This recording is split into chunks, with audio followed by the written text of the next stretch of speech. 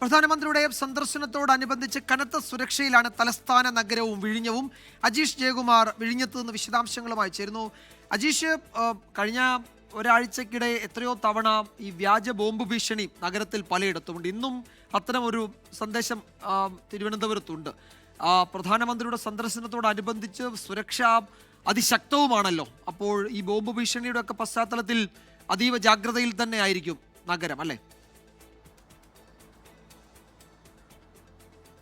കഴിഞ്ഞ കുറച്ച് ദിവസങ്ങളായിട്ട് തന്നെ തിരുവനന്തപുരം നഗരം അങ്ങനെയാണ്. പ്രധാനമന്ത്രിയുടെ സന്ദർശനത്തോടനുബന്ധിച്ച് തന്നെയാണ് കർശന സുരക്ഷാ പോലീസ് ഒരുക്കിയിട്ടുള്ളത്. കഴിഞ്ഞ ദിവസം സിറ്റി പോലീസ് കമ്മീഷണറുടെ നേതൃത്വത്തിൽ ഇവിടെ നേരിട്ടെത്തി പരിശോധന നടത്തിയിട്ടുണ്ട്. ഞാനിപ്പോൾ നിൽക്കുന്നത് വിഴിഞ്ഞത്ത് തന്നെയാണ്. എനിക്ക് പിന്നിൽ വിഴിഞ്ഞം തല ഉയർത്തി നിൽപ്പുണ്ട്. കുറച്ച് നിമിഷങ്ങൾക്ക് കുറച്ച് മണിക്കൂറുകൾ മാത്രമേ ഉള്ളൂ ഔദ്യോഗിക ഉദ്ഘാടനത്തിനായി, അതിൻ്റെ കമ്മീഷനിങ്ങിനായിട്ട്.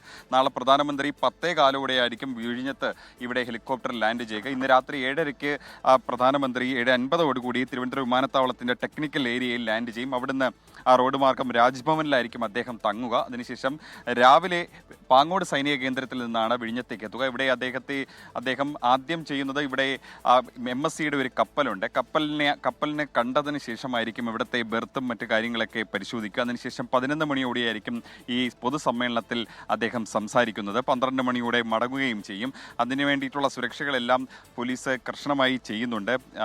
SPG സംഘത്തിൻ്റെ മേൽനോട്ടവുമുണ്ട്. 20 അംഗ SPG സംഘം ആഴ്ചകൾക്ക് മുമ്പ് തന്നെ തിരുവനന്തപുരത്ത് എത്തിയിരുന്നു. ഈ പഹൽഗാം ആക്രമണത്തിൻ്റെ ഒരു പശ്ചാത്തലത്തിൽ കൂടിയാണ് ഈ റോഡിലൂടെയുള്ള സഞ്ചാരം പരമാവധി കുറച്ചുകൊണ്ട് ഹെലികോപ്റ്റർ എയർ ലിഫ്റ്റ് ചെയ്താൽ മതി എന്നുള്ളൊരു തീരുമാനത്തിലേക്ക് എത്തിയത്. അല്ലെങ്കിൽ ഒരു റോഡ് ഷോ ഒക്കെ നേരത്തെ വിഴിഞ്ഞത്തേക്ക് ബൈപ്പാസ് വഴി പ്ലാൻ ചെയ്തിരുന്നു. പക്ഷേ അത് വേണ്ട എന്ന് പിന്നീട് തീരുമാനിക്കുകയായിരുന്നു. തിരുവനന്തപുരത്തിൻ്റെ ഈ ബോംബ് ഭീഷണി തുടർച്ചയായി 6ാം ദിവസം ഉണ്ടാകുന്ന വ്യാജ ബോംബ് ഭീഷണിയൊക്കെ കണക്കിലെടുത്താണ് അങ്ങനെ ഒരു തീരുമാനത്തിലേക്ക് എത്തിയത്. എന്തായാലും ഇനി മണിക്കൂറുകൾ മാത്രമാണ് കമ്മീഷനിങ്ങിൽ ബാക്കിയുള്ളത്. അപ്പോഴും അവകാശവാദങ്ങളൊക്കെ ഉന്നയിച്ച് മുന്നണികൾ രംഗത്ത് തന്നെയുണ്ട്. ആ തർക്കങ്ങളൊക്കെ ഒരു ഭാഗത്ത് നടക്കുമ്പോഴും നാട്ടുകാരും ഒപ്പം തന്നെ മലയാളികളൊക്കെ ആകാംക്ഷയോടെ കാത്തിരിക്കുകയാണ് വിഴിഞ്ഞത്തിൻ്റെ കമ്മീഷനിങ് ആയിട്ട്. ഇതുവരെ കഴിഞ്ഞ ജൂലൈയിലാണ് ഇതിൻ്റെ ട്രയൽ റണ്ണ് തുടങ്ങിയത്. നമുക്ക് അതിനുശേഷം നമ്മൾ പലതവണ കണ്ടതാണ്. ഏതാണ്ട് 250-ലധികം കപ്പലുകൾ ഇവിടെ നങ്കൂരമിട്ടു. ഏതാണ്ട് 5 ലക്ഷത്തിലധികം TU കണ്ടെയ്നറുകൾ ഇതുവരെയ്ക്ക് കൈകാര്യം ചെയ്തു. അങ്ങനെ 200 കോടിയിലധികം രൂപയുടെ വരുമാനം സംസ്ഥാനത്തിന് കിട്ടി. അങ്ങനെ എന്തായാലും അഭിമാന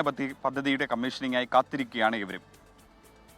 പ്രധാനമന്ത്രിയുടെ സന്ദർശനത്തോടനുബന്ധിച്ച് വലിയ സുരക്ഷയിലാണ് തലസ്ഥാന നഗരവും പ്രത്യേകിച്ച് വിഴിഞ്ഞവും ഒക്കെ. അജീഷ് ജയകുമാറാണ് വിശദാംശങ്ങൾ നൽകിയത്.